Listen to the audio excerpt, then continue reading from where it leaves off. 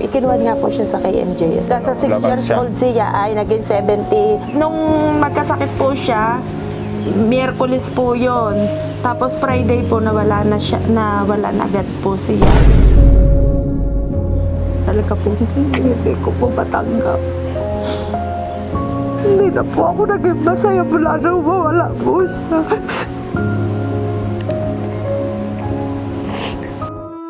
Today we traveled to San Juan, Batangas until we reached Barangay Palingoac. We wanted to meet RB, who's now supposed to be only 9 years old and he weighs more than 86 kilos. Hello guys! Papasok na po ako sa eskwela. Inahanda po ng mama ko na po ang gamit ko para makaalis na po kami. Nilalagpas ng barangay hall ng Palingoac. Sige po, ma'am. Tricycle is a bit smaller, so hindi ako kasha. Pero try ako gawa paraan. I think this is the way we have to walk here inside. We park the car far there. Oh, whoa. Do you know what's the color of the house? Doon po sa kabilang daan. Oh, sa kabila?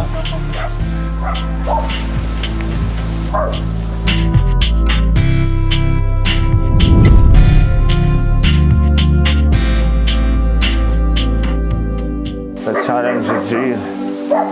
Finally guys, we are here mga tao, bahay ni RB. Finally, I was able to make it and come here after so many struggles on the way. Our car broke.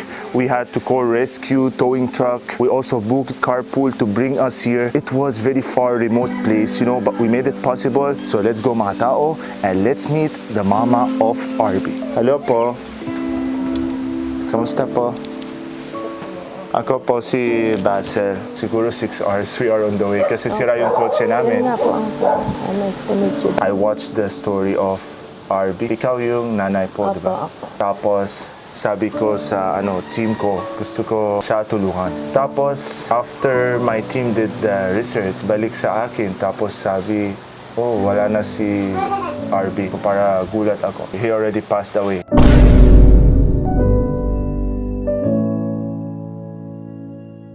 RB was a little happy kid who used to help his mom. Inianak ko po siya, 4 kilos. Hanggang sa dire-diretso na po siyang basta linggo-linggo siya po ipataba ng pataba. Parang ko sa kuwan inborn sa kanya. Bale nung una pong kuwan, napapansin ko po na parang linggo-linggo po, nagpapalit po ako ng mga damit niya. Kasi lagi pong sikip, pataba po siya ng pataba. Tapos ngayon, ikinuha nga po siya sa KMJS. Sa 6 years old siya ay naging 70. Siya ay 6 years old na nung siya ipinalabas. Saka po siya namin na ipa-check up po ng overall check up. Sabi nga po, obese, tapos kailangang tingnan pa rin yung gastro niya, yung sa tiyan niya. Siyempre, hirap lang po kami sa buhay at talagang halos pagkain. Tumulong naman po. Then yung po tumulong, kasabi ang palad naman po nagkasakit. By October 26 namatay. Wala naman nga po kaming pera. Bale, ito po ang panganay kong anak. PWD din po siya. Iba ang salita niya. Parang tapos hindi rin siya pwedeng tumakbo ng mabilis. Tapos yung isa? Tapos yung isa naman po, normal naman po yun. Ano pangalan mo po? Sila po. Simula sa pool po, kami lagi kasama dito. Hindi po kami nagkaano. Ako po lagi nag-aatid sundo sa kanya sa school. Dahil nung panahon nga po, ang mamay nagkasakit nung kaya hindi po naintindi na ako po lahat ang nagaban muna habang ang mamay mo sakit. Ang paborito po niyang gawin ay nanonood siya ng mukbang. Mga pagkain talaga. Pagkain? Opo. Ilang taon siya nung nood nung pagkain? Basta siguro po nung siya magkaisip, mga 3, 4, gano'n. Basta makikita ko na lang po, lagi mga lechon ang kanyang pinapanood. Mga mukbang na pagkain sa cellphone po. Kailangan, talagang gusto niya mga pagkain, paborito niya, yung mga isdang mga fresh po na lulutuin na mga sinigang. Ilang beses siya kain sa isang araw? Nakain naman po siya ng umaga, tanghali, hapon. Kaya lang, kailangan may merienda talaga siya matmaya siya ay kumakain. Mas madami po siyang kumain. Tapos noon nga po tinatakal na ang pagkain niya. Pero pilit pa rin siyang tumataka sa akin. Napunta dun sa kabilang bahay. Dati po, andun po yung kanyang lolo.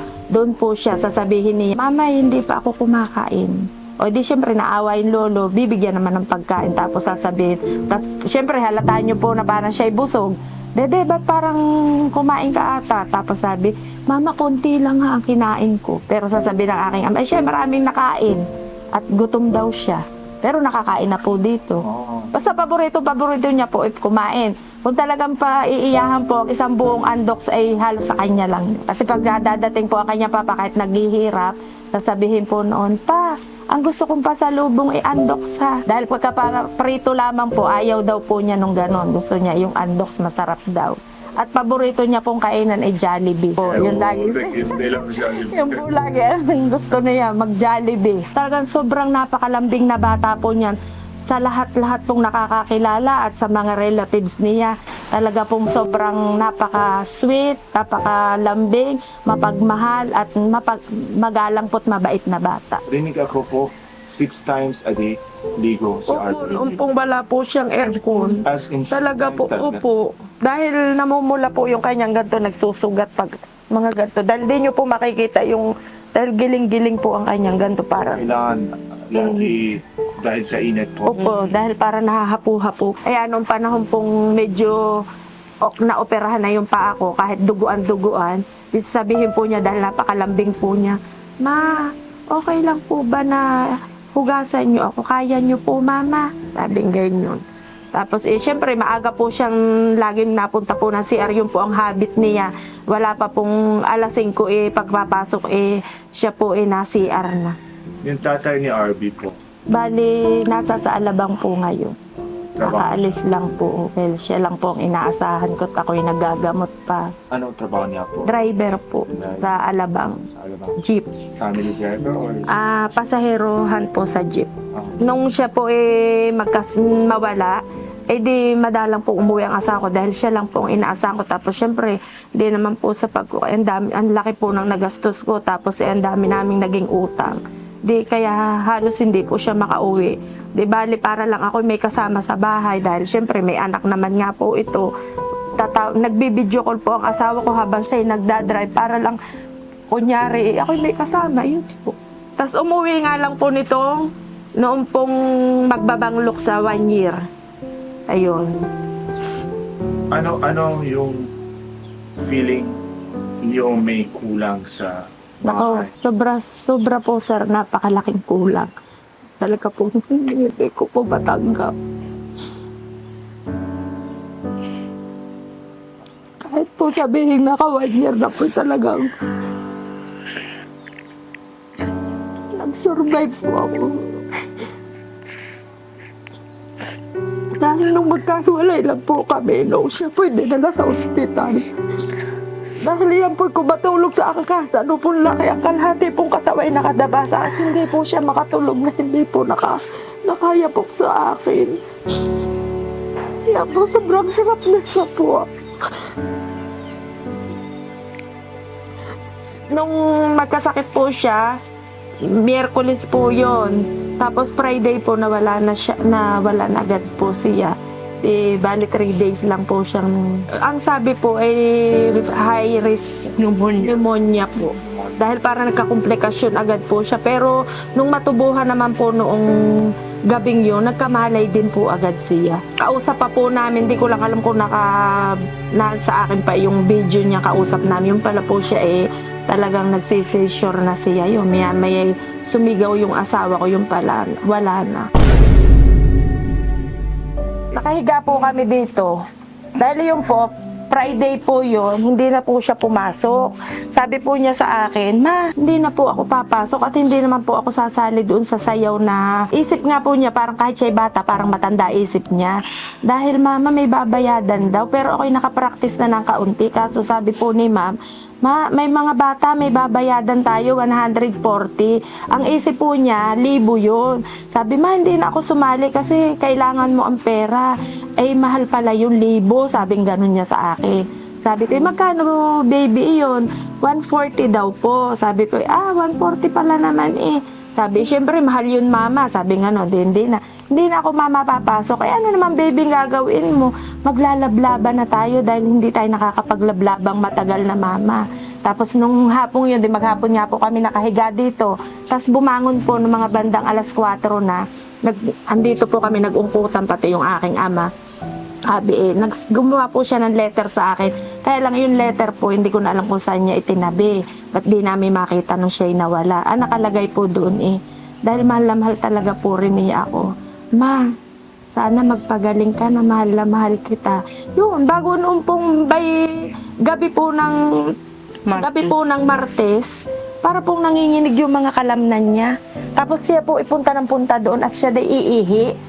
Tapos hindi man siya naihi, tapos pararamdam po nangangatal lang, nanghihina siya. Sabi ko, wag ka na anak kong lumakad at baka ikay mabalian, hindi kita kaya. At dito na po siya, hinubuan na namin, dito na namin, sa laki gapungang laki ng katawan niya. Dito na po siya umihi. Di sabi ko, okay lang, nadyan mo na paihiin. Hanggang sabi ko, mga mag-aalasing ko po yun. Niyakag ko po ang aking father na bumili po kami ng gamot kahit duguan-duguan yung pa ako. Dahil bawal po sa aking pang lumakad. Ay di kami nagpunta ng bayan.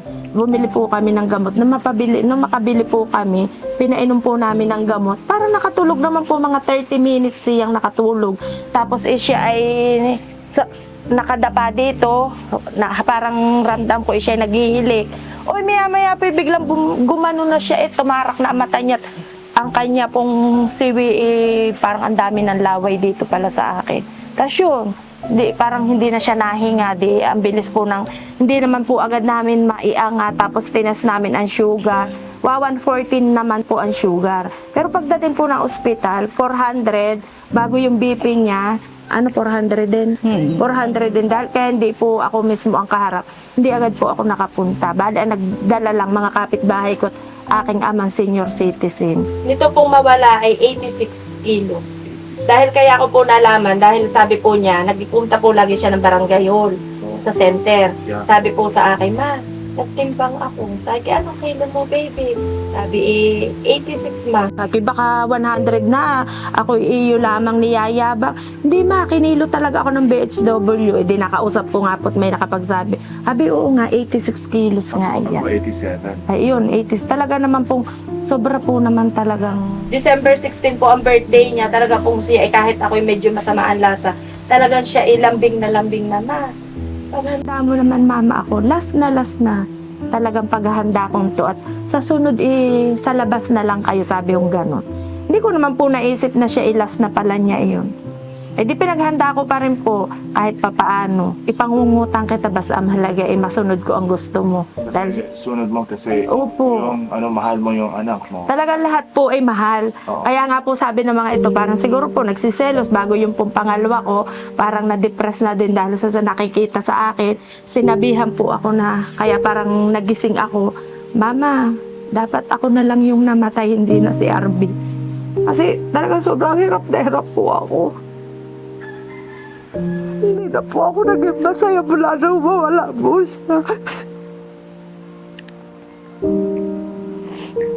Lalabas po ako, lagi po kami magkasama. Nung ako wala po sakit, nagtitinda po ako ng personal collection.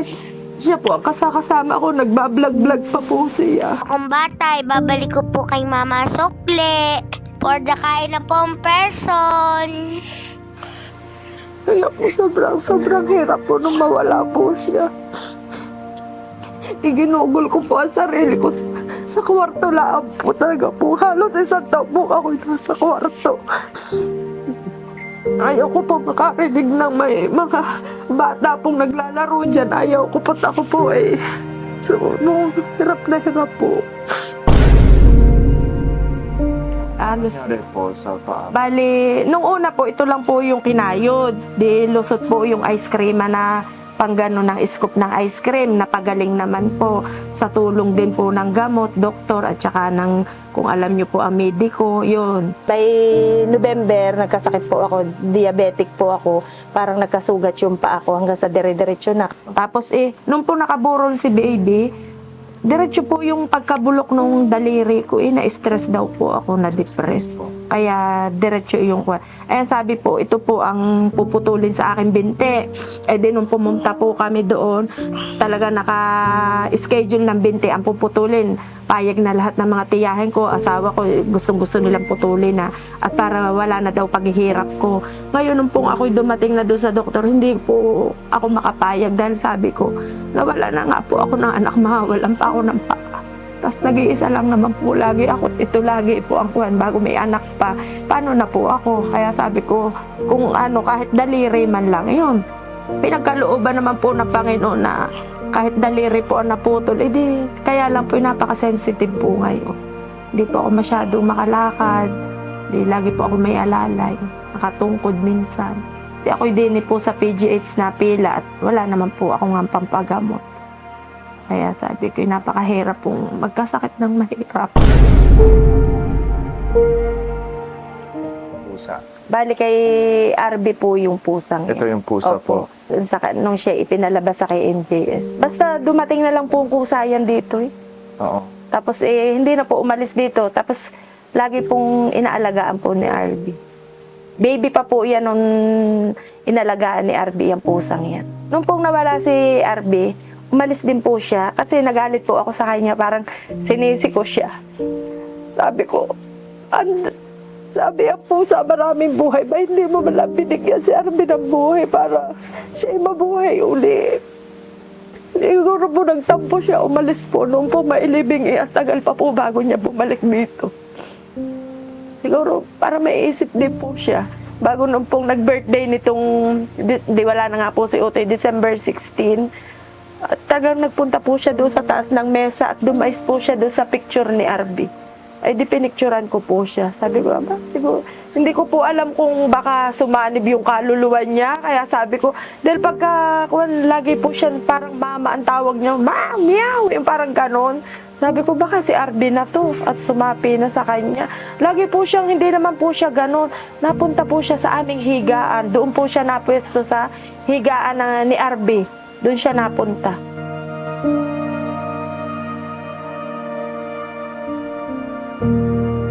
So this is here the photos of RB. Everywhere I look, you see his photos. I think this one is in the school when he was in the school. Ito yung mama, papa ni RB. His siblings. This is like their family wall. All the photos. Saan po yung kapatid? Yung isa pa kapatid. Ito po. So this is the isang kapatid ni yung pangalawa. Kapatid ni RB. Saan tulog ni RB dati po? Dito po? Yan po ang kwarto. Dito, ito yung kwarto niya. Ang kama niya na hindi yan. Si kuya na niya ang nagamit. So, sino na yung tulog sa kwarto niya? Ikaw po? Alright. So, ito na yung kwarto ni RB. Kanya po, laruan niya dati. This is the toy of RB before. One short, si RB po. Ito yung shorts po kay RB. Oh, Hindi ko rin mga 3 years old pa. 3 years old, that's his short. So, yeah, this is his, they said the mother, yung mama ni RB tulog dito. So guys, we just arrived in the house of Lolo of RB. Let's go inside. Hello po. Hi. Hi po. Kamusta? Gawa na yung apo kong iyon, ang paborito noon, hotdog. Hotdog, ito yung Hotdog. ito yung nakita ko sa Oo. video. Oo, yun. Favorito. Oo, yun ang paborito. Oo. Lagi siya. Di pag napunta sa bahay, di lagi kong binibigyan siya ng hotdog. Ay di, siyempre, laging nalulungkot at naalaala si RB. Na gawa ng iyon ay nung buhay pa, ako ang tagahatid sa eskwelahan. Hatid sundo. Ay di noon, yung makalulo na lagi ng pagka nawala sa paningin ako, ay di laging ako'y tinatawag. Nalulungkot, laging siya'y naalaala na bakit nawala. Yun, laging siyang nasa sa isip ko na dati nung siya nabubuhay pa, ay siyempre lagi kaming masaya. Ay bago bigla siyang nawala, yun, laging nalulungkot. Siyempre, laging naalaala siya. Gusto ko malaman po, wala na tao sa school na try bully kay RB? Gusto ko na may wala naman at gawa ng kuwan tuwa nga sa kanya ang kanyang mga kaklase. So this is the brother of RB. Ano pangalan mo? Kevin, Kevin, ilang taon ka na? 17 po. 17. Ikaw yung Sunod po kay Abby. sunod kay RB. Tama? Para lagpas 1 year na wala na si RB, no? Ano yung pakiramdam mo? Ano maging iba sa buhay mo? Mabigat para sa akin kasi nawalan ako ng mahal sa buhay, lalo't kadugo ko yun. Pero naiintindihan ko na din habang tumatagal kasi naiisip ko din kung ano yung kalalabasan kung nabubuhay pa siya. Nagiging maluwag na din hanggang tumatagal. Pero hindi ko siya malilimutan bilang kapatid. Punta kami dito galing Manila para tulungan Thank yung you. pamilya Thank you. na yun. Sige, ingat. Ingat po kayo. Ano pangalan mo? Hindi po siya nakakasalita. Hindi. Ilang Pero taon siya po? po ay 3 years old. 3 years old siya? Pero hindi siya marunong magsalita. Pero nagsasalita naman po siya ng mami, Jaji, Ma, gano'n. Pero Pero hindi yung siya- iba pong yung pangalan niya hindi na masabi. 3 years old. Yeah.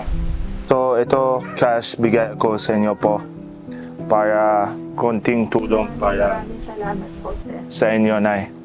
I wish you all the best kasi syempre maraming nangyari sa iyo po. So, I hope God will help you heal, you know? And ito yung lagi gawa ako. Tulungan ibang tao. And today, ngayon na araw, you are the one who we choose to help. So that's why punta tayo kahit malayo para tulungan kayo po. Hello. Sa Alabang din po. Good evening. Hindi ko kayo nakita po dito. Yes po. So punta tayo dito para tulungan kayo po. And Maraming salamat po, sir. wala naman po. Basta ano. Yung iniidolo niyo po, talagang kami po iniwanan na. Kung nakita niyo po yung aking anak, na sana yung ikaw po, kami po iniwanan na. Sabi ko po kay nanay, minsan yung Diyos bigay problema pero may mas mabuti nangyari po. Opo, ay siya. Maraming po salamat po, sir. Wala naman po. At malaking tulong po yan sa akin dahil ako po'y naaawa na rin po sa asawa ko. Sobra na po paghihirap niya sa kanyang buhay. Yes po. Sana Pumatako ng sakit sa kanya, ibinigay. Sana mas marami tao pwede tulong sa inyo po. Maraming salamat po din. At talagang po ako po tapos na po para ipagkamot ang aking asawa. Gusto ko po magsama pa kami ng napakatagal. Yes po. Sana po. Sana. So, sige po, maraming po salamat. Sige, tay. Sige, tay. Okay, tay. Sige po. Okay po. Bye-bye, tay. Salamat po. Bye-bye. Okay, nice. Sige. Maraming salamat. Sige po. So, maraming salamat. Stay strong. And sigurado tulungan yung Diyos sa inyo po. Sige, Nay. So, ngayon, uwi na kami po. So, okay po. Nice to meet you, Nay. Salamat po, ha. Thank you so much. Bye-bye. It was very difficult to go there. Me and my team got stranded because our car broke down, but it was all worth it. Took tricycle, car, traveled, and finally we made it. It was a long way, very far from where we came from, but we made a way to meet the mom of RB in Barangay Balingawak. RB was a little happy kid. He used to smile all the time. RB's bondings with his mom and dad will last forever. All these smiles, this time, these dances, it will never be forgotten. This happy little kid RB will always be remembered by all of us and especially his mom and dad. Also, his photos filled up the place with happiness and sadness, mixed emotions that we felt that will last with us forever.